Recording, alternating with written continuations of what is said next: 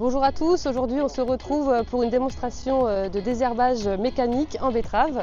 Alors le binage c'est une pratique qui est assez connue et répandue, mais elle revient sur le devant de la scène pour des enjeux à la fois réglementaires avec la sortie de certaines matières actives comme le trisulfuron, la qualité de l'eau et puis sur des printemps secs, les racinaires ne fonctionnent pas forcément donc c'est intéressant d'introduire le binage dans des itinéraires techniques. Plusieurs stratégies sont envisageables. La première, c'est de remplacer un coup d'herbicide par un coup de bineuse. Donc on peut commencer à faire du binage sur betterave à partir du stade 4 feuilles.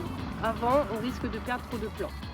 L'objectif, c'est de travailler sur des stades précoces des adventices. On peut même ajouter des outils qui s'appellent des doigts cresses. Ce sont des moulinets en plastique qui vont venir travailler au niveau du cordon. Attention, c'est efficace uniquement si le sol est meuble et peu refermé.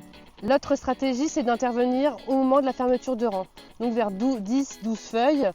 Et on va pouvoir un peu légèrement buter au niveau de la betterave pour avoir les derniers kénopodes qui resteraient sur la parcelle, certaines vivaces aussi. Attention, au-delà de 10-12 feuilles, on risque d'abîmer le collet et puis le feuillage, et ce qui serait une porte d'entrée pour les maladies comme la cercosporiose. Donc on évite de dépasser le stade 10-12 feuilles pour du binage en betterave. Les conditions pour un binage réussi, c'est forcément un bon réglage de l'outil. Donc les premières fois, il faut quand même prendre son temps pour régler l'outil. Donc on va surtout travailler sur la profondeur de travail et puis sur la vitesse d'avancement. Ça, ce sont les paramètres à ne pas négliger. On va aussi éviter qu'il pleuve juste après l'intervention parce qu'on va repiquer.